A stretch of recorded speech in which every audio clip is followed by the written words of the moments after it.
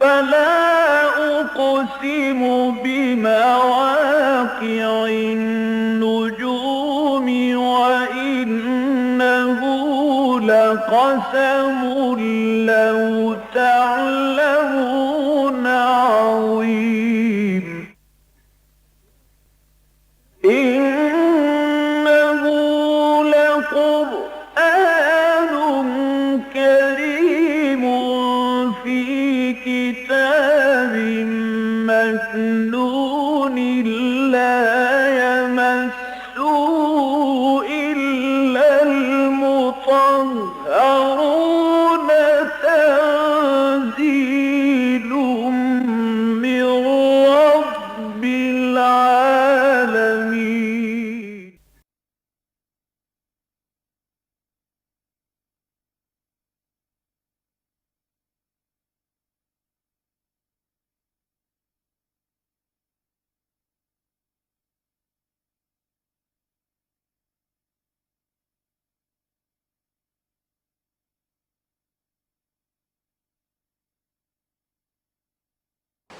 اعوذ باللہ من الشیطان الرجیم بسم اللہ الرحمن الرحیم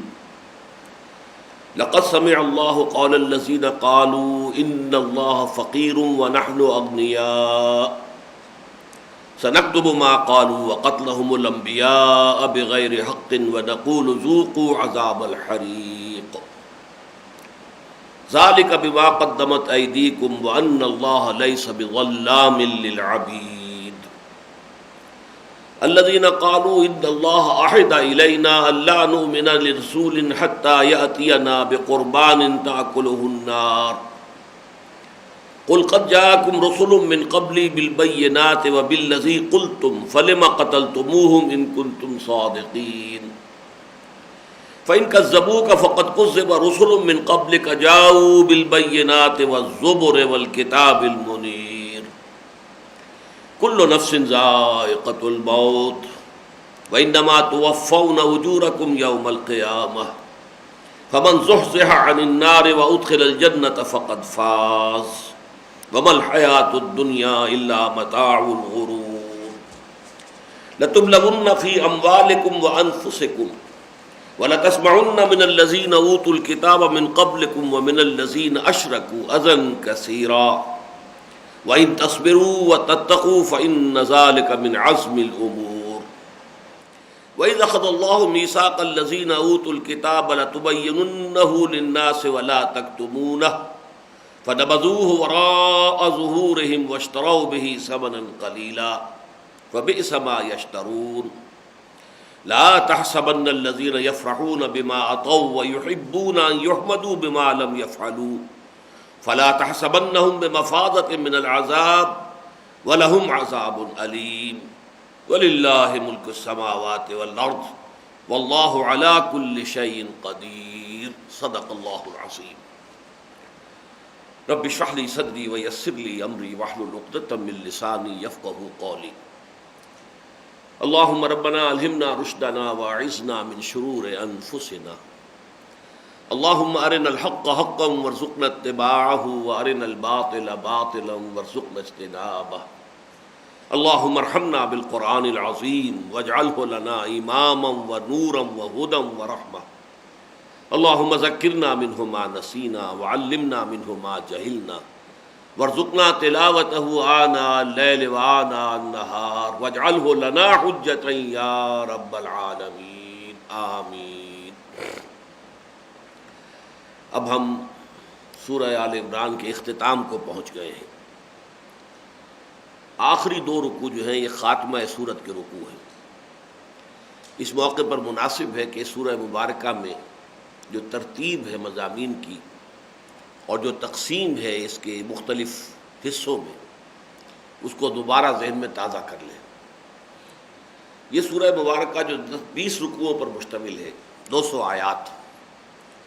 اور آن دی ایوریج ہر رکوع میں 10 آیات ہے، لگ بھگ مائنس پلس ہے کہیں کہیں، لیکن عام طور پر 10 آیات۔ یہ دو بالکل برابر حصوں میں منقسم ہے، 10 رکوع پہلے 10 رکوع بعد میں، اگرچہ آیات کی تعداد کے اعتبار سے پہلے 10 رکوعوں میں 101 آیات ہے اور دوسرے 10 رکوعوں میں 99 آیات ہیں، 2 آیات کا فرق ہے۔ پہلا جو حصہ ہے 10 رکوعوں پر مشتمل، اس کے پھر 3 حصے ہیں، جیسے کہ سورہ بقرہ کا بھی نصف اول جو ہے وہ 3 حصوں پر مشتمل تھا۔ درمیانی حصے میں وہاں خطاب تھا یہود سے، یا بنی اسرائیل اذکروا نعمتی التی انعمت علیکم، یہاں سے بات شروع ہوئی تھی اور مسلسل 10 رکوع چلے تھے 18 میں سے۔ یہاں یہ ہے کہ لگ بھگ 3 رکوعوں میں خطاب براہ راست نصارہ سے تھا، عیسائیوں سے تھا، اور الوہیت مسیح علیہ الصلوۃ والسلام کے عقیدے کی نفی کی گئی تھی۔ اس سے پہلے ابتدائی حصہ، اس کے بعد جو اختتامی رکوع تھے حصہ اول کے، نصف اول کے، اس میں خطاب تھا مسلمانوں سے بھی، یہود سے بھی، نصارہ سے بھی۔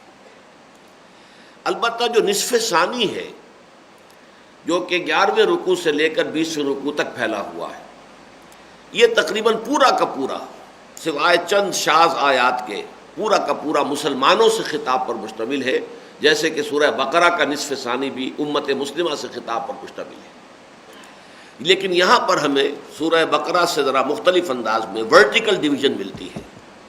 جبکہ سورہ بقرہ کے نصف ثانی میں ہاریزونٹل ڈویژن ہے کہ 4 مضامین کی لڑیاں جو ہیں وہ چل رہی ہیں مسلسل اور آپس میں بٹی ہوئی ہیں،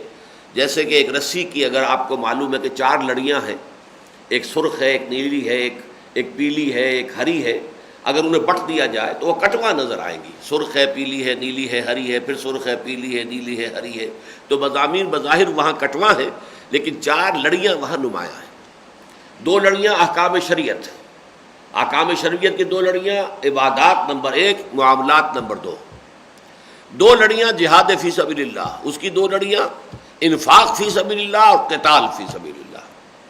یہاں اس کے برعکس، جیسا کہ میں نے عرض کیا، ہاریزونٹل کی بجائے ورٹیکل ڈویژن ہے۔ پہلے 2 رکوعوں میں خطاب ہے امت مسلمہ سے، اور جیسے کہ سورہ بقرہ میں ہے کہ ان کے سامنے جو مقصد رکھا گیا عظیم شہادت علی الناس، اور اس کے لیے انہیں تلقین کی گئی کہ صبر سے کام لو۔ اب یا ایھا الذین آمنوا استعینوا بالصبر والصلاۃ، ایک عظیم مشن کا بوجھ تمہارے کندھوں پر آ گیا ہے۔ وَكَذَلِكَ جَعَلْنَاكُمْ أُمَّةً وَسَطًا لِتَكُونُوا شُهَدَاءَ عَلَى النَّاسِ وَيَكُونَ الرَّسُولُ عَلَيْكُمْ شَهِيدًا۔ یہ ایک بہت بڑی ذمہ داری ہے جس کے لیے تمہیں بڑے کٹھن منازل میں سے گزرنا ہوگا۔ كُنتُمْ خَيْرَ أُمَّةٍ أُخْرِجَتْ لِلنَّاسِ تَأْمُرُونَ بِالْمَعْرُوفِ وَتَنْهَوْنَ عَنِ الْمُنكَرِ وَتُؤْمِنُونَ بِاللَّهِ۔ اب اس عظیم مقام پر تمہیں فائز کر دیا گیا ہے، تمہیں خیر امت کا خطاب دے دیا گیا ہے، اور اب تم پوری نوع انسانی کی فلاح و بہبود کے لیے تمہیں نکالا گیا ہے، برپا کیا گیا ہے۔ دنیا کی دوسری قوموں کو لوگ اپنے لیے کام کرتے ہیں، اپنی بہبود، اپنی فلاح، اپنی بہتری، اپنی ترقی، اپنا عروج، تمہیں دنیا والوں کے لیے جینا ہے۔ ہم تو جیتے ہیں کہ دنیا میں تیرا نام رہے، کبھی کہیں ممکن ہے کہ ساقی نہ رہے، جام رہے، تو تمہیں یہ جو ہماری ہدایت ہے اسے پہنچانا ہے پوری نوع انسانی تک، اور پوری نوع انسانی میں کھڑا ہونا ہے خدائی فوجدار بن کر، کہ جو عوامر ہیں ان کا حکم دینا ہے تم نے، جو نیک باتیں ہیں ان کا حکم دینا ہے، تأمرون بالمعروف وتنہون عن المنکر، اور بدی سے روکنا ہے۔ یہ عظیم جو ہے مشن تمہارے حوالے کیا گیا۔ اس کے بعد کے 6 رکوع جو ہیں، جو 60 آیات پر مشتمل ہیں، یہ غزوہ احد سے متعلق سارے معاملات تھے۔ اس کے بعد آخری 2 رکوع جو ہیں یہ خاتمہ سورت کے مضامین ہیں،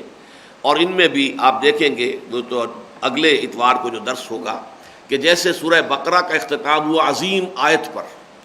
ربنا لا تؤاخذنا ان نسینا واخطانا ربنا ولا تحمل علینا اصرا کما حملته علی الذین من قبلنا ربنا ولا تحملنا ما لا طاقة لنا به واعف عنا واغفر لنا وارحمنا انت مولانا فانصرنا علی القوم الکافرین۔ عظیم دعا، اگرچہ یہ ایک ہی آیت ہے،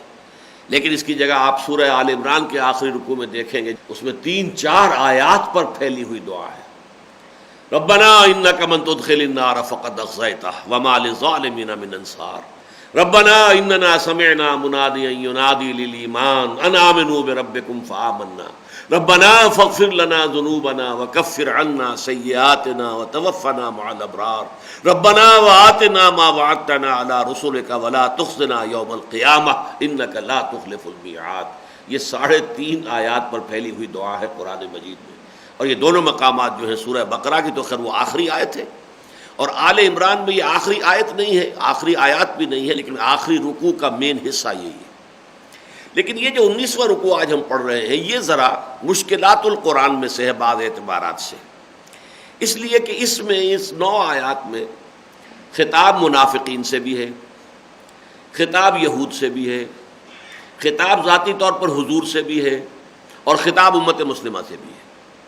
اور جیسا کہ یہ آپ کے علم میں ہے، یہ جو انٹروڈکشن ٹو دی قرآن کے ضمن میں جو میں لیکچرز دیا کرتا ہوں جب بھی کبھی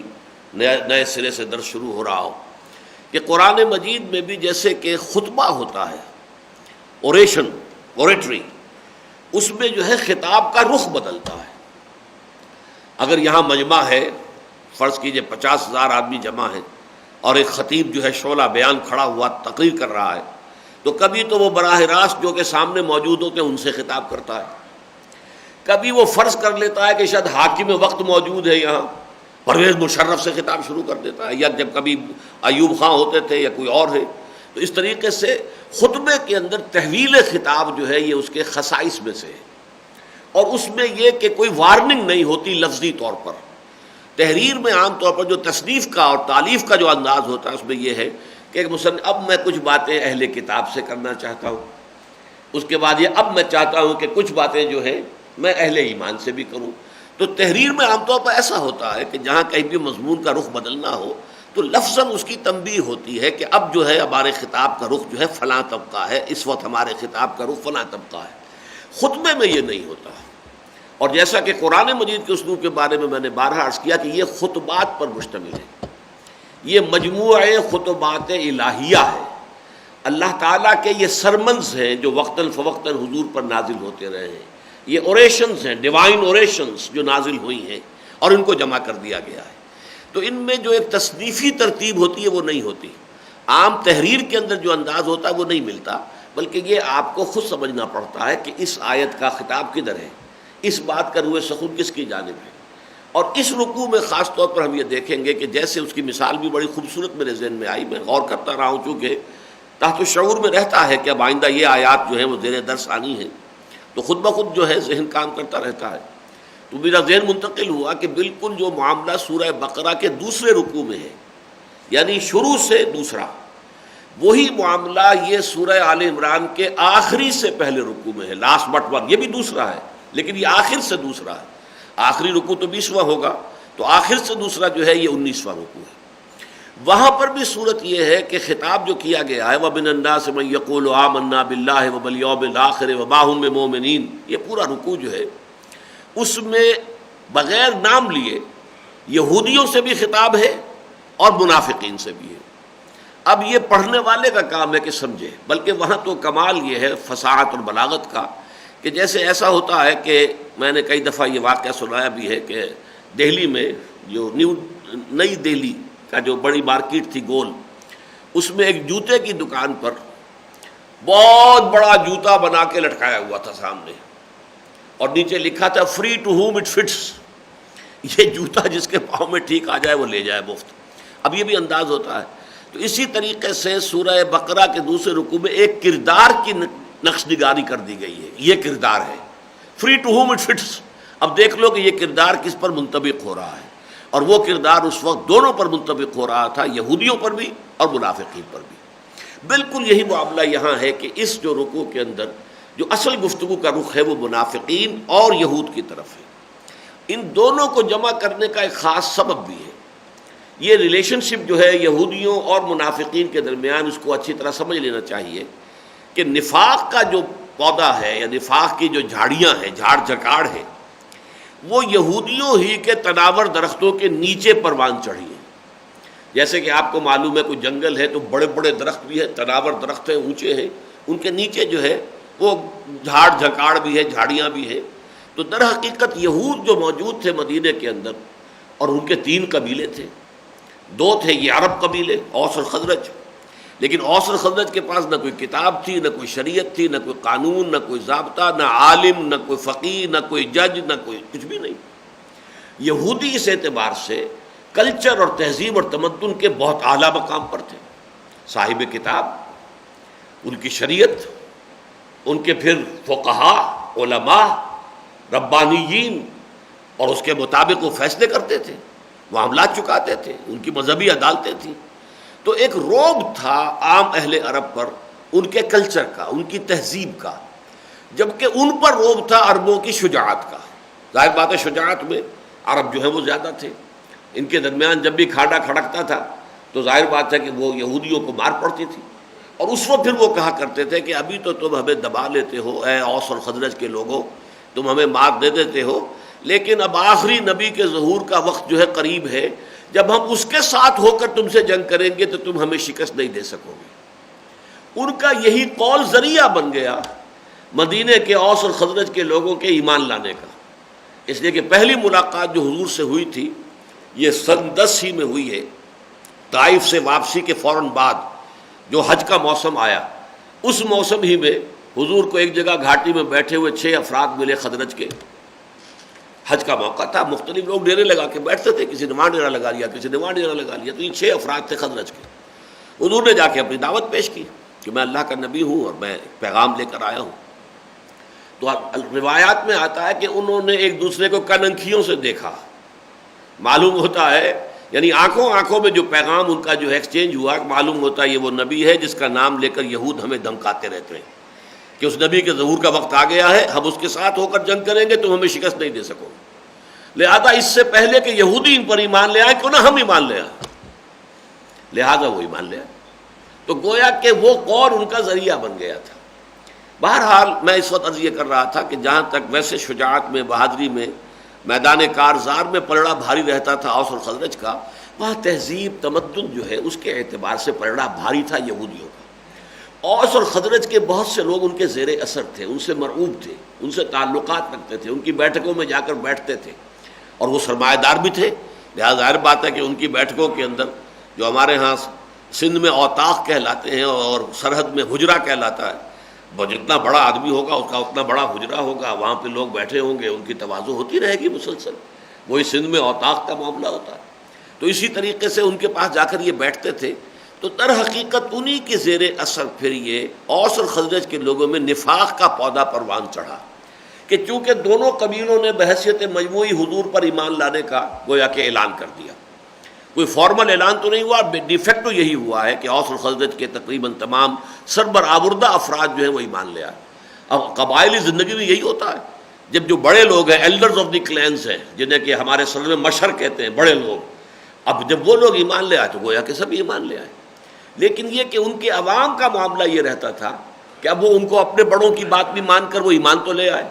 لیکن یہودیوں کے زیر اثر تھے، ان سے مرعوب تھے، ان کے پاس بیٹھتے اٹھتے تھے، ان کے ساتھ گفتگو ہوتی تھی، اور ان سے پھر جو اثر لیتے تھے اس کے بنا پر ان کے دلوں کے اندر وہ نفاق پیدا ہوا کہ لا الہ ہؤلاء ولا الہ ہؤلاء، نہ ادھر یکسر ہے نہ ادھر یکسر ہے۔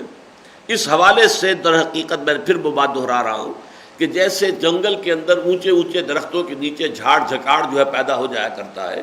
اسی طرح کی انڈر گروتھ تھی یہ نفاق جو ہے، یہ انڈر گروتھ تھی ان بڑے جو درخت تھے، یہود کے علماء اور یہود کے سردار اور یہود کے لوگ جو تھے سرمایہ دار، ان کی انڈر گروتھ۔ لہذا سورہ بقرہ کے دوسرے رکوع میں بھی ان دونوں سے گویا کہ اس طرح خطاب ہے، اور ایک ایسا کردار وہاں پیش کر دیا گیا جو دونوں پر منطبق ہو رہا ہے۔ تعویل خاص کے اعتبار سے وہ زیادہ منطبق ہے یہودیوں پر، تعویل عام کے اعتبار سے وہ زیادہ منطبق ہے منافقین پر، لیکن اب اس کی میں وضاحت نہیں کروں گا کہ تعویل خاص اور تعویل عام میں کیا فرق ہے، تفصیل سے میرے انٹروڈکٹری لیکچرز کے اندر یہ چیزیں آتی ہیں۔ وہی معاملہ اس رکوع کا ہے۔ اس تمہید کے بعد آئیے اب اس کے بعد انشاءاللہ آسانی سے یہ تمام چیزیں ہم سمجھتے چلے جائیں گے۔ لقد سمع اللہ قول الذین قالوا ان اللہ فقیر ونحن اغنیاء، یقیناً اللہ نے سن لی ہے بات ان کی جنہوں نے یہ کہا کہ اللہ تو فقیر ہے، ہم ہیں غنی۔ اب یہ ایک استہزائیہ جملہ تھا جو یہودیوں کی زبان سے بھی نکلتا تھا اور اسی طرح منافقین کی زبان سے بھی نکلتا تھا۔ جب بار بار قرآن میں آتا تھا اللہ کی راہ میں خرچ کرو، اللہ کو قرض حسنہ دو،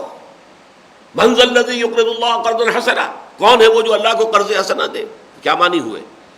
اب اہل ایمان تو اس کا مطلب جو ہے خوب سمجھتے تھے، مراد ہے اللہ کی راہ میں خرچ کرو، اللہ اسے اپنے ذمے قرض سے تعبیر کر رہا ہے کہ اس کا بھرپور صلہ تمہیں دے گا، نہ صرف تمہارا اصل زر لوٹائے گا، 700 گنا تمہیں اس کے اندر جو ہے اور اجر و ثواب اس سے بھی زیادہ۔ یہ سورہ بقرہ کے اندر مسلسل 2 رکوع جو ہیں وہ ہم پڑھ چکے ہیں کہ جو انفاق فی سبیل اللہ کے موضوع پر ہیں۔ اس حوالے سے لیکن اب انہوں نے اس کا مفہوم کیا نکالا؟ قرض تو وہی مانگتا ہے نا جو مفلس ہو، قلاش ہو، جس کو احتیاج ہے، محتاج ہے، ضرورت مند ہے۔ دیکھو جی ہر وقت یہی بات ہے، اللہ کو قرض ہو، اللہ کو خرچ کرو، اللہ کے لیے خیرات کرو، صدقہ کرو۔ تو اس کا کیا مطلب ہوا؟ ان اللہ فقیر ونحن اغنیاء، اللہ تو فقیر ہے، مفلس ہے، قلاش ہے، ہم ہیں غنی جن سے کہ قرض مانگا جا رہا ہے۔ یہ ان دونوں کا قول ہے، اور ہو سکتا ہے کہ یہ بات پہلے یہودیوں نے کہی ہو، اور پھر یہ کہ خربوزے کو دیکھ کے خربوزہ رنگ پکڑتا ہے، اسی سے انہوں نے جو منافقین تھے ان کے زیر اثر انہوں نے وہاں سے کیچ کر لی۔ اس لیے کہ اس آیت کا اصل رخ جو ہے معلوم ہو رہا ہے وہ منافقین سے زیادہ جو ہے اہل کتاب ان کی یہود کی طرف ہے۔ سنکتب ما قالوا، اس میں بڑا غیظ اور غضب پنہا، ہم لکھ رکھیں گے وہ جو کچھ کہ یہ کہ انہوں نے کہا ہے، یعنی اس میں دھمکی ہے کہ جو کچھ انہوں نے کہا ہے اب یہ اسکاٹ فری نہیں جائیں گے، اس کی جواب دہی نہیں کرنی پڑے گی۔ جتنی بڑی گستاخی کا جملہ ان کی زبان سے نکلا ہے اللہ کی جناب اور شان میں، اس کا بھرپور ان کو جو ہے اس کی سزا ملے گی۔ سنکتب ما قالوا، ہم لکھ رکھیں گے وہ جو کچھ کہ انہوں نے کہا۔ وقتلہم الانبیاء بغیر حق، اسی طرح ہم نے لکھ کر رکھا ہوا ہے ان کا قتل کر دینا اپنے نبیوں کو ناحق۔ یہ جو یہود کی تاریخ کا پچھلا واقعہ ہے کہ انہوں نے بہت سے نبیوں کو قتل کیا ہے۔ حضرت یحییٰ علیہ السلام کو ایک یہودی بادشاہ نے قتل کیا نا، اور ایک ڈانسر، ایک رقاصہ کی فرمائش پر، سلومی، جو کہ ویسے بھی یعنی اس کے لیے بہت ہی ایک یعنی غلط حرکت تھی کہ اپنے بھائی کی بیوی کو اس نے اپنے گھر میں ڈالا ہوا تھا، اور اس کی وہ بیٹی تھی، اور اس سے بھی وہ چاہتا تھا اپنے ناجائز تعلقات استوار کرنا، تو اخلاقی اعتبار سے کرپشن کی انتہا ہو چکی تھی۔ لیکن اسی کی فرمائش کے اوپر حضرت یحییٰ علیہ السلام، وہ جن کی کہ مذہب میں اور شان میں جو الفاظ آئے ہیں سورہ آل عمران میں، ان سب کی جو کیفیت ہے، لیکن یہ کہ انہیں قتل کر دیا گیا۔ حضرت زکریا قتل کیے گئے، حضرت یحییٰ قتل کیے گئے۔ تو یہ جو یہودی قتل کرتے رہے اللہ کے نبیوں کو، وہ بھی ہم نے لکھا ہوا ہے، رکھا ہوا ہے، اس کا ایک ایک حساب کتاب ان سے لیا جائے گا۔ وَنَقُولُ ذُوقُوا عَذَابَ الْحَرِيقِ، اور اس دن پھر ہم کہیں گے کہ اب چکھو مزہ اس جھلسا دینے والے، جلا دینے والے، ایک خاک جلا کر راکھ کر دینے والے عذاب کا مزہ چکھو۔ حریق کہتے ہیں کسی شے کو جلا کر ختم کر دینا، اگرچہ جہنم کی وہ آگ ختم نہیں کرے گی، لا تبقی ولا تذر، نہ باقی رہنے دے گی نہ چھوڑے گی، لیکن یہ کہ ثم لا يموت فیہا ولا یحییٰ، نہ اس میں زندگی ہوگی اور نہ موت ہوگی، بلکہ وہ زندگی کی وہ کیفیت جو ہے عذاب کی وہ مسلسل جاری رہے گی۔ ذالک بما قدمت ایدیکم، اور یہ سب کچھ ہے بسبب اس کے کہ جو کچھ تمہارے ہاتھوں نے آگے بھیجا۔ ہم ظالم نہیں ہیں، وَأَنَّ اللَّهَ لَيْسَ بِظَلَّامٍ لِّلْعَبِيدِ، اور یقیناً اللہ تعالیٰ ظلم کرنے والا نہیں ہے اپنے بندوں پر۔ یہ تمہارے اپنے کرتوت ہیں، تمہارے اپنے اعمال ہیں، تمہارا اپنا وہ سارا رویہ اور طرز عمل ہے جو تم نے ہمارے نبیوں اور داعیان خیر اور داعیان الی الحق کے جواب میں اختیار کیا تھا، یہ اس کا مزہ چکھو۔ ذوقوا عذاب الحریق، اب یہ جلا دینے والی، جلس دینے والی آگ کا مزہ چکھو۔ الذین قالوا ان اللہ عہد الینا، یقیناً وہ لوگ کہ جنہوں نے یہ کہا کہ اللہ تعالیٰ نے تو ہم سے ایک عہد لے رکھا ہے، اللہ نؤمن لرسول، کہ ہم کسی رسول پر ایمان نہ لائیں، حتی یاتینا بقربان تاکلہ النار، یہاں تک کہ وہ ہمارے سامنے پیش کرے ایسی قربانی جسے آگ کھا جائے۔ اب یہ ان کا ایک بہانہ تھا کہ حضور صلی اللہ علیہ وسلم پر ایمان کیوں نہیں لاتے۔ دعویٰ ان کا یہ تھا کہ ہم بھی مومن ہیں۔ جو سورہ بقرہ کا دوسرا رکوع ہے وہ شروع اس سے ہوتا ہے کہ وَمِنَ النَّاسِ مَن يَقُولُ آمَنَّا بِاللَّهِ وَبِالْيَوْمِ الْآخِرِ وَمَا هُم بِمُؤْمِنِينَ، وہاں ایمان بالرسالت کا ذکر نہیں ہے۔ لوگوں میں سے ایسے بھی ہیں جو کہتے ہیں کہ ہم ایمان رکھتے ہیں اللہ پر اور یوم آخر پر، حالانکہ وہ مومن نہیں ہے۔ یہودیوں کا کہنا یہ تھا کہ دیکھیے توحید کو ہم مانتے ہیں، اللہ کو ہم مانتے ہیں، آخرت کو ہم مانتے ہیں، دونوں باتیں بنیادی مان لی۔ اب اگر رسالت کو ہم نے اگر فرض کیجئے محمد رسول ہے بھی نہیں مانا تو کیا ہوا؟ ایک رسول کو نہیں مانا نا، ہم ایک رسول کو ماننے والے، موسیٰ کے ماننے والے اور سینکڑوں نبیوں کے ماننے والے، وہ تمام جو بھی prophets of the old testament ہیں ان سب کے ہم ماننے والے، جن کی کتابیں چھوٹے چھوٹے صحیفے جو ہیں آج آپ کو اولڈ ٹیسٹمنٹ میں عہد نامہ قدیم کے اندر ملتی ہیں، ان سب کو وہ مانتے تھے۔ تو نبیوں کو ہم مانتے ہیں، رسولوں کو ہم، ایک رسول فرض کیجئے اگر ہے بھی محمد رسول صلی اللہ علیہ وسلم اور ہم نے ان کا انکار کر دیا تو ہم نے ایک لمبی چوڑی جماعت میں سے ایک کا انکار کیا نا، باقی سب کو تو ہم نے مانا، اللہ کو ہم نے مانا، توحید کو ہم نے مانا، آخرت کو ہم نے مانا، تو ہمیں بھی مومن تسلیم کیا جائے۔ یہ ان کا کلیم تھا کہ صرف اس بنا پر کہ ہم محمد کو نہیں مانتے صلی اللہ علیہ وسلم ہمیں کافر قرار نہیں دیا جا سکتا۔ یہی بات جو ہے در حقیقت اب ان کی طرف سے یہاں آ رہی ہے کہ ہم تو اس لیے ایمان نہیں لا سکتے محمد پر صلی اللہ علیہ وسلم کہ ہم سے تو اللہ نے ایک عہد لے رکھا ہے. حالانکہ اس لیے جھوٹی بات ہے، پوری تورات میں اولڈ ٹیسٹمنٹ میں کہیں یہ عہد نہیں ہے. ایک حقیقت کے اوپر انہوں نے ایک غلط مفروضے کی بنیاد قائم کر کے اسے ایک اصول کی شکل دے دی کہ اللہ نے ہم سے عہد لے رکھا ہے کہ ہم کسی رسول پر ایمان نہیں لائیں گے جب تک کہ وہ ایسی قربانی پیش نہ کرے جسے آگ کھا جائے. یہ زمانہ قدیم سے اصل میں ایک معاملہ چلا آ رہا تھا اللہ تعالیٰ کی طرف سے، جبکہ انسان ابھی عہد طفولیت میں تھا. تو جیسے بچوں کو کھلونوں سے کھلایا جاتا ہے، بہلایا جاتا ہے، ایسے اس زمانے میں خرق عادت چیزیں بہت ہوتی تھیں. انسان ابھی ذہنی اعتبار سے، شعور کے اعتبار سے تو اس سطح پر آیا نہیں تھا کہ عقلاً اپنے شعور کے اعتبار سے بات کو سمجھ سکے. تو انہیں جو ہے خرق عادت، معجزات، ہر طرح کی اس طرح کی چیزیں جو ہے وہ دکھائی جاتی تھیں. ان میں سے ایک یہ بھی تھی کہ اگر کوئی اللہ کا بندہ کوئی شے اللہ کی خدمت میں پیش کرتا تھا صدقے کے طور پر، قربان کہتے ہیں تقرب کے لیے، قربانی جسے ہم کہتے ہیں، قربانی کس لیے؟ تقرب اللہ، اللہ تعالیٰ کا قرب حاصل کرنے کا ذریعہ بناتے ہیں. مثلاً جو لوگ بھیڑیں بکریاں پالتے تھے، وہ کوئی اپنی بھیڑیں بکریاں لے آئے ایک دو، یہ ہم اللہ کی جناب میں پیش کرتے ہیں، یہ ہماری طرف سے صدقہ ہے، قربانی ہے. جو کوئی کھیتوں میں کام کرتے تھے، وہ جو کچھ کھیت کے اندر انہوں نے بویا تھا اور ہم کاٹا ہے، وہ اس میں سے کچھ لا کر پیش کر دیتے تھے. اور پھر یہ کہ آسمان سے ایک شعلہ اترتا تھا، اس قربانی کے اللہ کی جناب میں قبول ہونے کی علامت یہی تھی کہ آسمان سے شعلہ اترا جس نے اس چیز کو بھسم کر دیا. وہ اگر بھیڑ بکری جو تھی وہ بھسم ہو گئی، جل کر راکھ ہو گئی. وہ اگر کوئی گندم وغیرہ کوئی شے تھی وہ جل کر بھسم ہو گئی. آگ کا آسمان سے اتر کر اس قربانی کو کھا جانا یہ علامت تھی اس بات کی کہ یہ قربانی اللہ نے قبول کر لی. چنانچہ سورہ مائدہ میں جو تفصیل آئی ہے، حضرت آدم کے دو بیٹوں کے درمیان جو جھگڑا ہوا، ایک بیٹا وہ تھا کہ جس نے قربانی پیش کی، دوسرے نے بھی قربانی پیش کی. کہا یہی جاتا ہے کہ ایک جو ہے وہ بھیڑی چرواہا تھا، بھیڑیں بکریاں پالتا تھا، وہ اپنے لے آیا. ایک کاشت کرتا تھا، وہ اپنے لے آیا. اب اس کے بعد یہ کہ سورہ مائدہ میں فرمایا گیا ہے تو ایک کی قربانی تو قبول ہو گئی، دوسری کی نہیں ہوئی. اب کیسے معلوم ہوا یہ؟ آج ہم اگر قربانیاں دیتے ہیں تو ہمیں کیا معلوم قبول ہوئی کہ نہیں؟ اللہ بہتر جانتا ہے کس کی قربانی قبول ہوئی اللہ کی جناب میں اور کس کی نہیں ہوئی ہے. 25,000 کا بکرا آپ نے اللہ کے راہ میں ذبح کر دیا ہے، لیکن اگر آپ کی نیت جو ہے وہ نمود کی تھی، دکھاوے کی تھی، شہرت کی تھی، تو دھیلے بھر کی قربانی نہیں ہے اللہ کی نگاہ میں. لیکن کسی نے واقعی خلوص کے ساتھ، تقویٰ کے ساتھ اپنی جائز کمائی، حلال کی کمائی میں سے پیٹ کاٹ کر کوئی چیز جو ہے وہ اس کے لیے جانور خریدا ہے، اللہ کی راہ میں قربان کر رہا ہے، اس کا اللہ تعالیٰ کے ہاں قبولیت ہو جائے گی. لن ینال اللہ لحومها ولا دماؤها ولکن ینالہ التقویٰ منکم. ان قربانیوں کا نہ خون اللہ تک پہنچتا ہے نہ گوشت پہنچتا ہے. ہاں تمہارا تقویٰ اگر دل میں ہے تو وہ اللہ تک پہنچ جاتا ہے. لیکن ہمیں کچھ پتہ نہیں ہوتا، کوئی انڈیکیٹر نہیں ہے ہمارے پاس کہ یہ قربانی قبول ہو گئی، یہ نہیں ہوئی، فلاں کا حج قبول ہو گیا، فلاں کا نہیں ہوا، کیا پتہ. لیکن اس وقت یہ تھا کہ انسانوں کو، جیسا کہ میں نے عرض کیا، وہ عہد طفولیت کی بات تھی، تو اس وقت یہ بھی تھا. چنانچہ یہ معاملہ کچھ بعد انبیاء کا رہا ہے، بنی اسرائیل میں سے بھی. لیکن یہ واقعہ ہونے کے باوجود ایسی کوئی شے نہیں تھی کہ ہر نبی کے لیے لازم ہے کہ وہ قربانی پیش کرے تبھی اسے نبی مانا جائے گا. یہ ان کا اضافہ ہے اس پر. یعنی ایک بات تھی واقعتاً، حقیقتاً تھی، اس کا وجود تھا، لیکن اس کو جنرلائز کر کے، اسے قانون کی شکل دے کر، قاعدے کی شکل دے کر، ایک رول بنا کر جو پیش کیا ہے عذر کے طور پر کہ محمد بھی وہی کچھ دکھائیں تو ہم مان لیں گے. جیسے کہ قریش کے لوگ کہتے تھے کہ اگر آپ، اے نبی، اے محمد صلی اللہ علیہ وسلم، اگر آپ ہمیں اس طرح کی نشانیاں دکھائیں،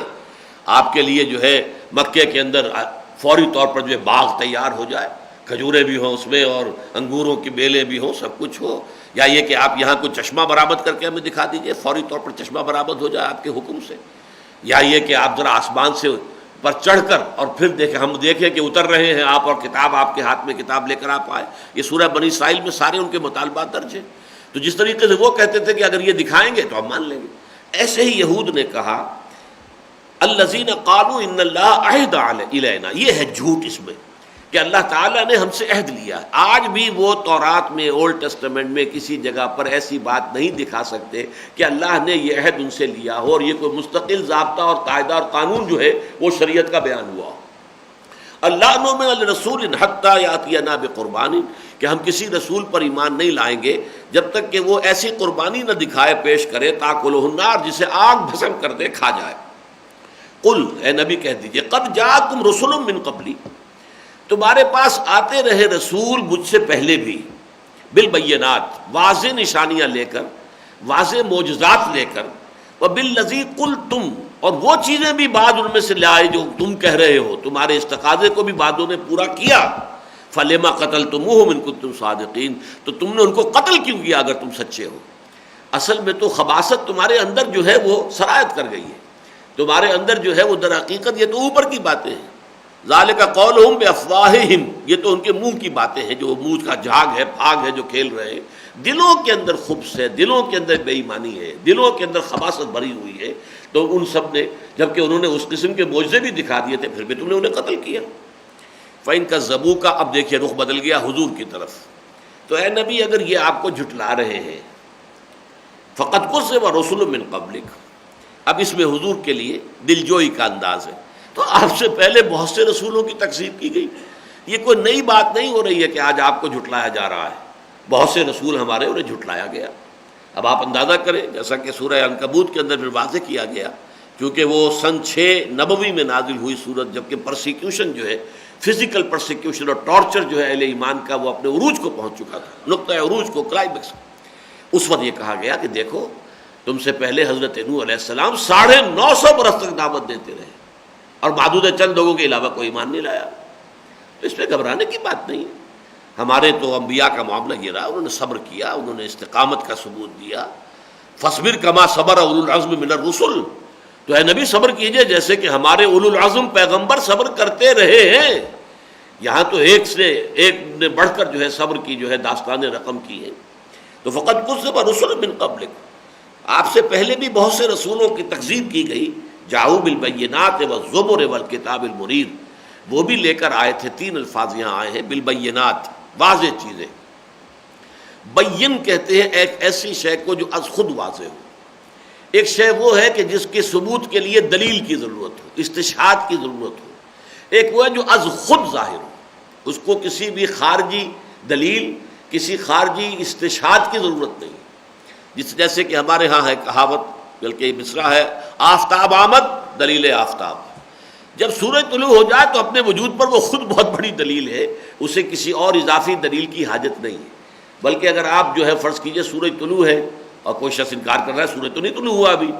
اب آپ دلیلوں سے سمجھانے کی کوشش کریں، کون سی دلیل لائیں گے اسے؟ سورج جو سامنے چمک رہا ہے اس سے زیادہ چمکدار کون سی دلیل ہوگی کہ جو اسے منوائے گی؟ وہ تو مطلب یہ ہے کہ انتہائی ہٹ دھرم انسان ہے، اور وہ اب ہٹ دھرمی کی وجہ سے وہ انکار پر اڑا ہوا ہے. تو بینات اصل میں کہتے ہیں ان چیزوں کو جو از خود واضح ہو، از خود روشن ہو، مبرہن ہو، جن کے لیے کہ کسی اور برہان کی ضرورت نہ ہو. اور اس کا اطلاق عام طور پر قرآن میں ایک تو معجزات پر ہوا ہے. معجزہ وہ شے ہوتی تھی جو از خود روشن ہو جاتا تھا کہ یہ بات جو ہے کسی انسان کے، کسی بشر کی قوت میں یہ بات نہیں تھی کہ جو سامنے دکھا دی گئی ہے کہ ایک چٹان ہے اور اس چٹان میں سے گابھن اونٹنی جو ہے ان کی اپنے مطالبے کے مطابق گابھن اونٹنی برآمد ہو گئی لوگوں کے نگاہوں کے سامنے. اب معلوم ہوا کہ واقعتاً یہ کسی انسان کا کام نہیں. یا حضرت عیسیٰ علیہ السلام کے معجزے، حضرت موسیٰ علیہ السلام کے معجزے، تو یہ ہے بینات. لیکن قرآن مجید میں یہ لفظ واضح دلائل کے لیے بھی آیا ہے. ایسی توحید کے بارے میں باتیں، معاد کے بارے میں باتیں کہ جو بالکل از خود روشن ہو، واضح ہو، فطرت انسانی انہیں فوراً لپک کر تسلیم کر لے. اگر وہ فطرت سلامتی پر ہے، صحت پر ہے، برقرار ہے تو فوراً تسلیم کر لے، وہ بھی بینات ہے. تو وہ بینات بھی لے کر آئے. وہ زبر، زبر جو ہے یہ جمع ہے زبور کی. زبور اصل میں تو کہتے ہیں ٹکڑے کو، یعنی چھوٹے چھوٹے ٹکڑے، چھوٹے چھوٹے ٹکڑے. یہ مزامیر جو ہے، جو زبور کتاب ہے حضرت داؤد علیہ السلام کو جو دی گئی تھی، وہ اصل میں جیسے گیتانجلی جو ہے وہ ایک کتاب جو ہے اس میں بھی کچھ حمد کے ترانے ہیں، اسی طریقے سے زبور جو ہے در حقیقت وہ حمد کے ترانوں پر مشتمل ہے، اور وہ چھوٹے چھوٹے ٹکڑے علیحدہ علیحدہ ہیں، ان کو زبور کہا گیا ہے. اور زبر جو ہے پھر یہاں پر جو لفظ استعمال ہوا ہے وہ یہ ہے جو چھوٹے صحیفے دیے گئے. اللہ تعالیٰ نے کتابیں دی ہیں، وہ کتابیں تو 4 ہیں، تورات، انجیل، زبور، قرآن. جامع ترین کتاب قرآن. اس کے علاوہ صحیفے دیے گئے ہیں. صحف ابراہیم و موسیٰ. اب صحیفے ابراہیم کے کہاں ہیں، کس جگہ ہیں، ہمیں نہیں معلوم، لیکن اور صحیفے، یہ دانیال نبی کا صحیفہ ہے، یہ فلاں نبی کا صحیفہ، یہ جو ہے یہ بکس آپ کو مل جاتی ہیں اولڈ ٹیسٹمنٹ میں. تو یہ صحف ہے، یہ زبر ہے. والکتاب المنیر، اور روشن کتاب. یہ روشن کتاب سے یہاں مراد جو ہے وہ تورات ہے. تورات کتاب ہے، پہلی کتاب جو نازل ہوئی وہ تورات ہے، آخری کتاب جو نازل ہوئی وہ قرآن ہے، درمیان میں زبور اور انجیل۔ زبور میں صرف حمد کے ترانے ہیں، کوئی احکام نہیں ہے، کوئی شریعت کے احکام نہیں ہے، کچھ نہیں ہے۔ اسی طریقے سے انجیل میں حکمت ہے، اخلاق عالیہ کی تعلیم ہے، روحانیت کی تعلیم ہے، وہاں پر بھی کوئی قوانین شرعی جو ہے اور فقہی حلال و حرام کے بیان نہیں ہوئے۔ قرآن مجید یہ ہے جامع ترین کہ اس کے اندر آپ کو معلوم ہے کہ اللہ کے احکام شریعت بھی ہیں، اس میں حکمتیں بھی ہیں، اس میں حمد کے ترانے بھی ہیں، یہ گویا کہ جامع ترین اور مکمل ترین کتاب ہے۔ لیکن قرآن سے پہلے کتاب جو ہے جہاں ذکر ہو رہا ہے اہل کتاب کا، تو الکتاب المنیر سے یہاں پر مراد ہے روشن کتاب، اس لیے کہ سورہ مائدہ میں بھی فرمایا انا انزلنا التوراۃ فیہا ھدی و نور، ہم نے تورات نازل کی تھی جس میں ہدایت بھی تھی، نور بھی تھا۔ تو یہ جو کتاب منیر ہے، روشن کتاب، وہ تورات ہے۔ کل نفس ذائقۃ الموت، ہر ذی نفس کو، ہر جاندار کو موت کا مزہ چکھ کر رہنا ہے۔ وَإِنَّمَا تُوَفَّوْنَ أُجُورَكُمْ، اور تمہیں اجر، تمہارے بدلے پورے پورے دے دیے جائیں گے۔ اب یہ توفا، یہ یہاں پر آپ دیکھیے وفا یوفی، پورا پورا دے دینا، کسی نے پورا دے دیا، وفا یوفی توفیتن، اور اسی کا مفعول بنے گا ثم، یہ مجہول، ثم توفونا، پھر تمہیں پورا پورا دے دیا جائے گا، اجورکم، قیامت کے دن یوم القیامہ، تمہارے سارے اجر، بھلائی کا بدلہ بھلا، برائی کا بدلہ برا، برائی کی سزا ملے گی تو بھرپور ملے گی، اور نیکی کا بدلہ ملے گا تو نہ صرف بھرپور بلکہ اضافوں کے ساتھ ملے گا۔ وہ تو اللہ تعالیٰ اپنے فضل سے جتنا چاہے اس کے اندر اضافہ کرے، اگرچہ گناہ کی سزا اس کے جرم کے متوازی اور متوازن وہ ملے گی، جتنا اس کا جرم ہے اتنی سزا، لیکن جہاں تک تعلق ہے نیکی کے اجر کا، وہ اللہ تعالیٰ اپنی طرف سے جتنا چاہے گا اضافہ کر دے گا۔ ذالک فضل اللہ یؤتیہ من یشاء۔ فمن زحزح عن النار، باقی اونچے درجات جو ہیں وہ تو اور بہت بڑی بات ہو جائے گی، لیکن اصل کانٹے کی بات کیا ہے؟ فمن زحزح عن النار وادخل الجنۃ فقد فاز، جو کوئی بھی بچا لیا گیا آگ سے اور داخل کر دیا گیا جنت میں تو وہ کامیاب ہو گیا۔ فزتو ورب الکعبہ، یہ فاز ہی سے وہ لفظ بنا ہے، فزتو، میں کامیاب ہو گیا۔ جب ایک صحابی رضی اللہ تعالی عنہ غزوہ بدر کے بعد یہ قریش کے قابو میں کوئی آگے، ایک صحابی، لمبا واقعہ ہے وہ، میں صرف وہ بیان کر رہا ہوں ان کا معاملہ، تو اب وہ سب کے سب جو ہے ان کو قتل کر کے اپنے اپنے جو مقتولین تھے بدر کے، ان کا جو ہے وہ اپنے آتش انتقام جو ہے اسے بجھانا چاہتے تھے۔ اب کیا کیا، ان کو لے کر ایک درخت سے باندھ دیا، کوئی اپنا جو ہے نیزہ لے کر کھڑا ہے، تیار ہے کہ میں نیزہ گھونپوں گا ان کے اندر، کسی نے وہ اپنے دور سے وہ جو ہے اپنی کمان جو ہے کھینچی ہوئی ہے کہ یہ میں تیر ماروں گا اس کو، وہ سارے جو ہے کھڑے ہوئے، ہر ایک کا یہ ہے کہ میں ان کے اوپر سے اپنا غصہ اتاروں، ان کے اوپر اب وار کر کے۔ تو جب پہلا نیزہ ان کے جگر میں کسی نے چبھویا ہے تو انہوں نے کہا فزت ورب الکعبہ، رب کعبہ کی قسم میں کامیاب ہو گیا۔ یعنی یہ کہ میں، اگر اللہ نے مجھے ثابت قدمی عطا فرمائی، یہ بھی ہو سکتا تھا کہ معافیہ مانگتے، گڑ گڑاتے اور خوش آمدیں کرتے، خدا نہ خواستہ مرتد ہو جاتے کہ میں جان بچانے کے لیے جو ہے میں تو مرتد ہونے کو تیار ہوں۔ دین میں قانونی اعتبار سے اس کی بھی اجازت ہے، جان بچانے کے لیے عارضی طور پر کلمہ کفر کہہ دینا، اگر دل کے اندر اس کا کوئی اثر نہ پہنچے، صرف یہ کہ جان بچانے کے لیے تو اس کی اجازت ہے، رعایت ہے، اللہ تعالیٰ نے کمزور لوگوں کی رعایت بھی رکھی ہے، لیکن نہیں، وہ صبر اور استقامت، اس کے اوپر جو انہوں نے اپنی کیفیت دیکھی کہ اب تو بس ٹھیک ہے میں کامیاب ہو گیا، فزت ورب الکعبہ۔ تو یہاں پر فرمایا فقط فاز فوزا عظیما، وہ کامیاب ہو گیا بہت بڑی کامیابی کے ساتھ۔ وَمَا الْحَيَاةُ الدُّنْيَا إِلَّا مَتَاعُ الْغُرُورِ، اور نہیں ہے دنیا کی زندگی مگر دھوکے کا سامان۔ اس آیت پر ذرا توجہ کرنے کی ضرورت ہے، اس کا ظاہری سا جو ایک مقصد نکلتا ہے وہ تو پھر رہبانیت کی طرف لے جاتا ہے۔ اگر یہ دنیا دھوکے کی ٹٹی ہے تو اس کو چھوڑو، ترک کرو، جاؤ کہ ان جنگلوں میں دھونی دبا کے بیٹھو، نہیں، یہ اسلام کی تعلیم نہیں ہے۔ الدنیا مزرعۃ الآخرہ، یہ حدیث ہے بہت ہی جامع، بہت عمدہ۔ الدنیا مزرعۃ الآخرہ، مجھے یاد ہے جب میں ایم اے اسلامیات جو ہے اس کا امتحان دے رہا تھا تو اس حدیث کے اوپر آیا تھا کہ ذرا اس کی تفصیل بیان کی جائے تو میں نے جو جواب لکھا تھا، بعد میں تذکرہ میں نے سنا کہ منتخب الحق صاحب رحمہ اللہ جو ہمارے ڈین تھے، انہوں نے بہت تعریف کی تھی میرے اس جواب کی جو میں نے اپنے اس کے پرچے میں لکھا تھا۔ تو یہ حدیث جو ہے، الدنیا مزرعۃ الآخرہ، دنیا کھیتی ہے آخرت کی، یہاں بو گے تو وہاں کاٹو گے، اگر یہاں بو گے نہیں تو کاٹو گے کہاں؟ بونا یہاں ہے، کاٹنا وہاں ہے۔ اگر تو یہ ذہن میں رہے تو یہ دنیا جو ہے یہ بہت قیمتی شے ہے، حیات دنیاوی کا ایک ایک لمحہ نہایت قیمتی ہے، ہر لمحہ امر ہے، اٹل ہے، دائم ہے۔ اگر مقصود آخرت رہے اور دنیا اس کے حصول کا ذریعہ بنے، صرف دنیا فی نفس سے ہی مطلوب نہ ہو، مقصود نہ ہو، بلکہ اس کو ذریعہ سمجھا جائے آخرت کی کمائی کرنے کا، کہ یہاں ہم نے بونا ہے، وہاں کاٹنا ہے، یہاں کاشت کرنی ہے، تخم ریزی کرنی ہے، فصل کو پالنا ہے، پوسنا ہے، پانی دینا ہے، سب کچھ کرنا ہے، فصل وہاں جا کے کاٹنی ہے، نتیجہ وہاں نکلے گا۔ اس اعتبار سے تو دنیا ایک بہت بڑی حقیقت ہے، حیات دنیاوی کا ہر لمحہ بہت قیمتی ہے، اس لیے کہ اس میں جو نتائج نکلنے والے ہیں، یہ زندگی تو ہماری جو ہے یہ فائنائٹ ہے، محدود ہے، کتنی بھی ہو، 100 برس کی ہو، کوئی 150 برس کا ہو کر مر گیا تب بھی بہرحال اس کو مرنا تو ہے ہی نا، آخر وہ ایٹرنل ہے، فائنائٹ کا اور انفائنائٹ کی تو کوئی نسبت ہے ہی نہیں۔ تو اس فائنائٹ دور میں جو کام آپ کر رہے ہیں اس کے نتائج آپ کو ملیں گے انفائنائٹ زندگی کے اندر پھیلے ہوئے۔ اس اعتبار سے اس زندگی کا ہر لمحہ اپنی اہمیت کے اعتبار سے انفائنائٹ ہے، نتیجے کے اعتبار سے انفائنائٹ ہے، یہ جو ہے در حقیقت لامحدود ہے۔ لیکن اگر یہ مقصود بن جائے، مطلوب بن جائے، یہ اپنے اندر گم کر لے، جیسے کہ اقبال نے کہا، بڑی پیارا انداز ہے یہ،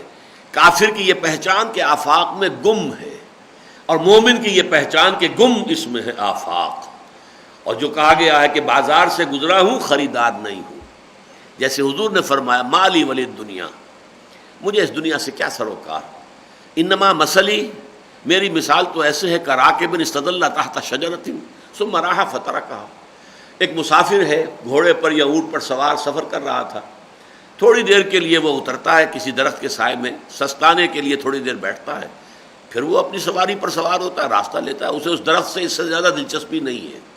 کہ تھوڑی سی دیر کے لیے اس کے سائے میں ہمیں سانس لینا، بس۔ مالی ولی دنیا انما مثلی کراکب استظل تحت شجرۃ ثم ترکھا، تو یہ ہے در حقیقت دنیا کی حقیقت۔ اگر یہ رہے سامنے تو دنیا بہت قیمتی ہے، الدنیا مزرعۃ الآخرہ، اور اگر یہ مقصود بن گئی، جیسے کہ سورہ کہف میں کہا گیا ہے، کیا ہم بتائیں تمہیں، قل هل ننبئکم بالاخسرین اعمالا الذین ضل سعیہم فی الحیاۃ الدنیا وہم یحسبون انہم یحسنون صنعا، تمہیں بتائیں کہ اپنی بھاگ دوڑ، محنت، جد و جہد، زندگی بھر کام کیا، محنت کی، مشقت کی، دن رات ایک کر دیے، لیکن اپنی اس محنت اور جد و جہد کے اعتبار سے ناکام ترین لوگ کون ہیں بتائیں؟ قل هل ننبئکم بالاخسرین اعمالا الذین ضل سعیہم فی الحیاۃ الدنیا، وہ لوگ کہ جن کی ساری سعی و جہد، بھاگ دوڑ، محنت، مشقت دنیا کی زندگی ہی میں گم ہو کر بھٹک کر رہ گئی،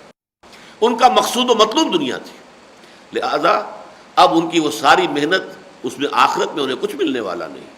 وہاں کوئی بھلا نہیں ہونے والا۔ محنتیں بھی کی، مشقتیں بھی کی، زندگی میں بھی آرام کی بجائے جو ہے دن رات محنت کر کے جو ہے وہ زندگی بتائی ہے، لیکن یہ کہ آخرت میں کچھ بھی ہاتھ پر لے آنے والا نہیں۔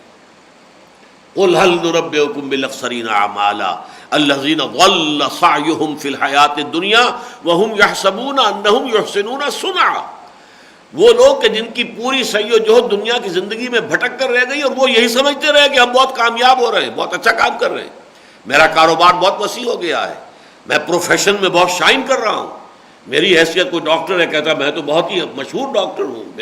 میرے تو کلینک کے اندر لوگوں کی قطاریں لگی رہتی ہیں، وہ سمجھنا میں بہت کامیاب ہوں، لیکن حقیقت کے اعتبار سے جب آنکھ کھلے گی، جو کہتے ہیں آج جب آنکھ کھلی گل کی تو موسم تھا خزاں کا، جب اس آخرت میں، اس دنیا میں آنکھ کھلے گی تو معلوم ہوگا کہ ہاتھ پلے کچھ بھی نہیں۔ وَمَا الْحَيَاةُ الدُّنْيَا إِلَّا مَتَاعُ الْغُرُورِ، اور نہیں ہے دنیا کی زندگی مگر دھوکے کا سامان۔ اگر وہ حجاب بن گئی ہے تمہارے اور تمہارے رب کے مابین، اگر یہ دنیا حجاب بن گئی ہے تمہارے اور آخرت کے درمیان، تو پھر یہ گھاٹے کا سودا ہے اور یہ دھوکے کی ٹٹی ہے۔ لَتُبْلَوُنَّ فِي أَمْوَالِكُمْ وَأَنفُسِكُمْ۔ اب یہاں خطاب مسلمانوں سے ہو رہا ہے بحیثیت جماعت۔ اے مسلمانوں، تمہیں لازماً آزمایا جائے گا، تمہارے مالوں میں بھی اور جانوں میں بھی، یعنی مالی اور جانی نقصانات ہر طرح کے آئیں گے، تمہیں جھیلنے ہوں گے، برداشت کرنے ہوں گے، اور اس راستے کے اندر کڑی سے کڑی اور بڑی سے بڑی آزمائشیں آ کر رہیں گی۔ یہ یوں سمجھیے کہ سورہ بقرہ کے ساتھ اس کا تقابل کریں گے تو یہ وہی مضمون ہے، وَلَنَبْلُوَنَّكُمْ بِشَيْءٍ مِّنَ الْخَوْفِ وَالْجُوعِ وَنَقْصٍ مِّنَ الْأَمْوَالِ وَالْأَنفُسِ وَالثَّمَرَاتِ وَبَشِّرِ الصَّابِرِينَ الَّذِينَ إِذَا أَصَابَتْهُمْ مُصِيبَةٌ قَالُوا إِنَّا لِلَّهِ وَإِنَّا إِلَيْهِ راجعون۔ تمہیں لازماً آزمایا جائے گا، ہم تمہیں ٹھوک بجا کر دیکھیں گے، کتنے پانی میں ہو، واقعتاً ایمان لائے ہو تو یقیناً دل سے، دل کی گہرائیوں سے ایمان لائے ہو، یا صرف لپ سروس ہے، یہ بس اقرار باللسان ہے، یہ صرف زبانی پھاگ ہے جو کھیل رہے ہو اور کچھ بھی نہیں۔ اس کا تو ظاہر بات ہے کہ فیصلہ ہوگا تو آزمائشوں سے ہوگا۔ لَتُبْلَوُنَّ، تم لازماً، یہ بارہا میں نے آپ کو بتایا عربی میں اس سے زیادہ تاکید کا اسلوب نہیں ہے۔ فعل مضارع کے آخر میں نون تشدید کے ساتھ، شروع میں لام زبر کے ساتھ، لَتُبْلَوُنَّ، تم لازماً آزمائے جاؤ گے، بلا یبلو آزمانا، فی اموالکم، مالی نقصانات کے ذریعے بھی، وانفسکم، جانی نقصانات کے ذریعے بھی۔ تو جانی نقصانات میں یہ بھی ہو سکتا ہے زخمی ہو گئے، ایک ہاتھ کٹ گیا، ایک ٹانگ کٹ گئی، کچھ اور ہو گیا، اور یہ بھی ہو سکتا ہے پوری جان دینی پڑے۔ وَلَا تَسْمَعُنَّ مِنَ الَّذِينَ أُوتُوا الْكِتَابَ مِن قَبْلِكُمْ وَمِنَ الَّذِينَ أَشْرَكُوا أَذًى كَثِيرًا، اور تمہیں لازماً سننی ہوگی ان لوگوں کی طرف سے بھی کہ جنہیں تم سے پہلے کتاب دی گئی تھی، اور ان لوگوں کی طرف سے بھی کہ جنہوں نے شرک کیا تھا، اذًا کثیرا، بہت ہی تکلیف دہ باتیں سننی پڑیں گی۔ واقعہ یہ ہے کہ پرسیکیوشن جو ہے، میں نے کئی مرتبہ عرض کیا ہے، خاص طور پر منہج انقلاب نبوی کے ذکر میں، کہ پرسیکیوشن دو طرح کی ہوتی ہے۔ ایک پرسیکیوشن ہے وربل، کسی کو کچوکا لگانا زبان کے ذریعے سے، تانا دینا، استہزاء کرنا، تمسخر کرنا، مذاق اڑانا، یہ بھی پرسیکیوشن ہے۔ حضور کے ساتھ یہ پرسیکیوشن ہوئی ہے 3 برس تک، کسی اور صحابی کو کچھ نہیں کہا گیا 3 برس مسلسل، آغاز وحی کے بعد سے لے کر اور سن 4 نبوی کے آغاز تک ساری پرسیکیوشن جو تھی وہ صرف حضور کی تھی صلی اللہ علیہ وسلم، اور وہ بھی فزیکل نہیں تھی، وربل تھی۔ مجنون ہے، پاگل ہے، دماغ خراب ہو گیا ہے، معلوم ہوتا ہے کہ کوئی بدروح جو ہے وہ ان کے اوپر آ گئی ہے، کوئی آسیب کا سایہ ہو گیا ہے، شاعر ہے، ساحر ہے، کہیں سے سحر سیکھ کر آ گئے، مسحور ہے، ان کے اوپر تو کسی نے جادو کر دیا وغیرہ وغیرہ۔ یہ سارا وربل پرسیکیوشن تھا، جس کے بارے میں قرآن مجید میں سورہ حجر میں آیا ہے، وَلَقَدْ نَعْلَمُ أَنَّكَ يَضِيقُ صَدْرُكَ بِمَا يَقُولُونَ۔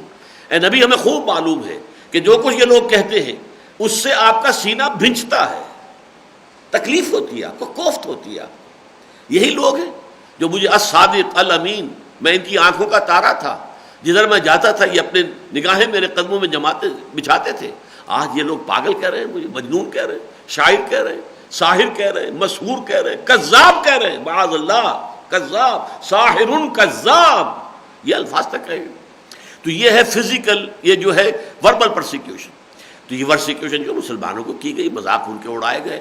اور وہ جو بیچارے ذرا کمزور مسلمان ہوتے تھے وہ پھر متاثر بھی ہو جاتے تھے۔ اذان ہو رہی ہے، اس کی نقلیں اتارنی شروع کر دی، اس پر استہزاء جو ہے کہنا شروع کر دیا۔ اب وہ لوگ جو ان کی محفل میں بیٹھے ہوئے کچے پکے یا منافق قسم کے مومن، وہ بھی اس کے اندر شریک ہو گئے۔ محفل کا اثر ہوتا ہے، خربوزے کو دیکھ کر خربوزہ رنگ پکڑتا ہے۔ تو یہ سارے جو حالات دنیا میں جیسے کہ فی الواقع ہوتے ہیں، ان کو اس طور سے سمجھیے کہ یہ ہر طرح کے لوگ معاشرے میں ہر وقت موجود ہوتے ہیں۔ بہت صادق الایمان، راسخ العقیدہ لوگ بھی ہوتے ہیں،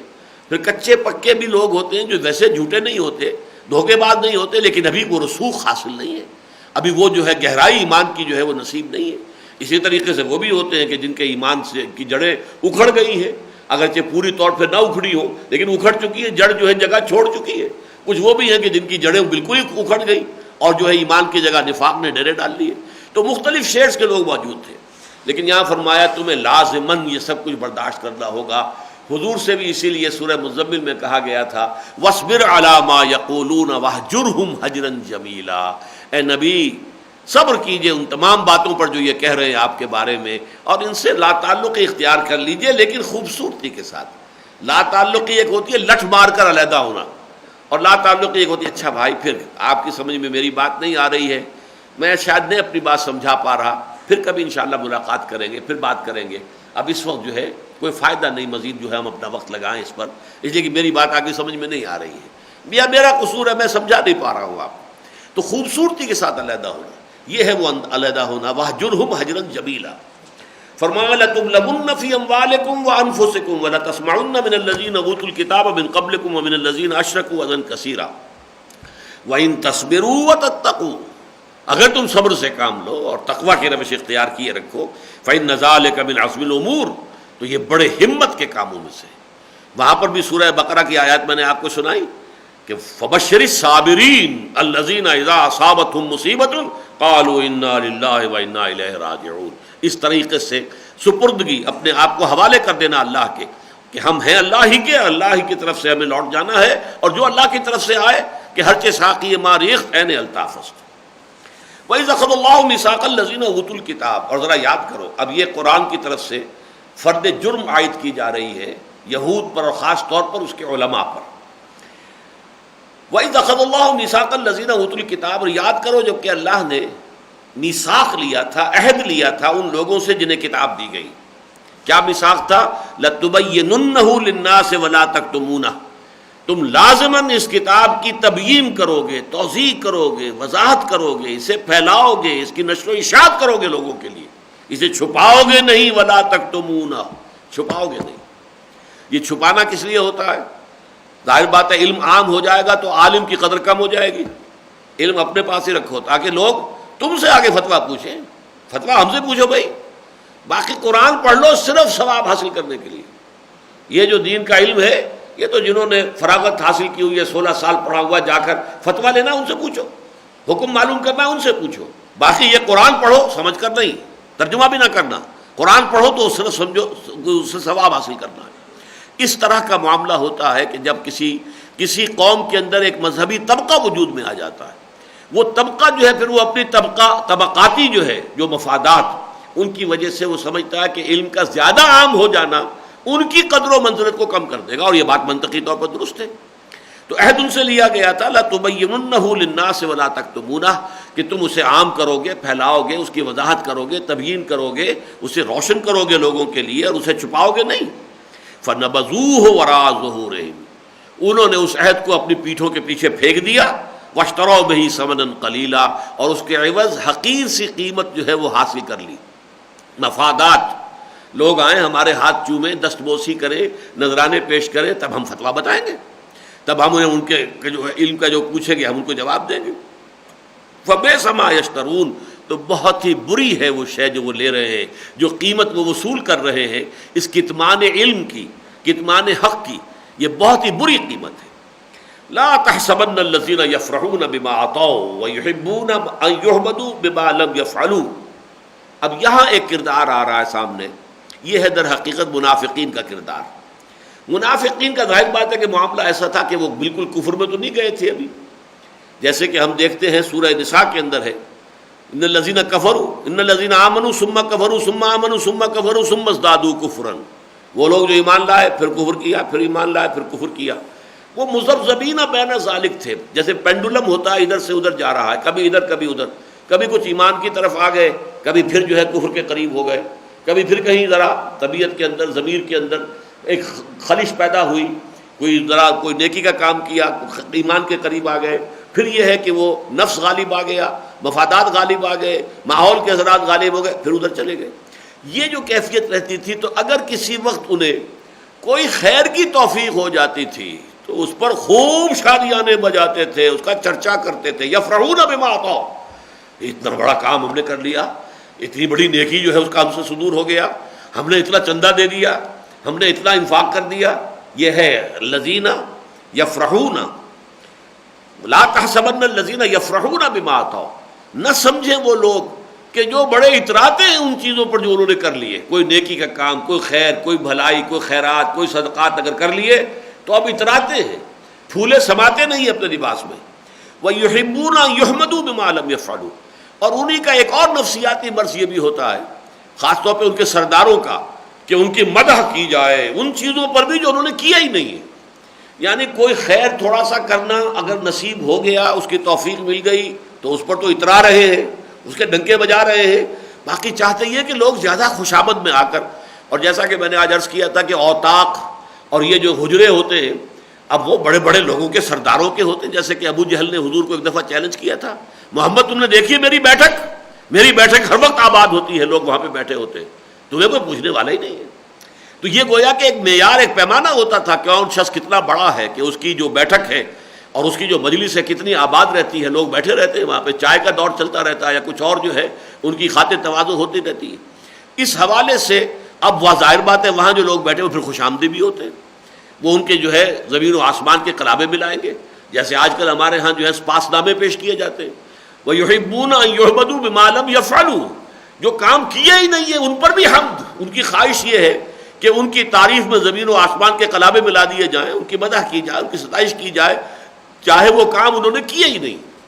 مجھے آج جب میں سوچ رہا تھا اس پر تو غالب کا وہ شعر یاد آ رہا تھا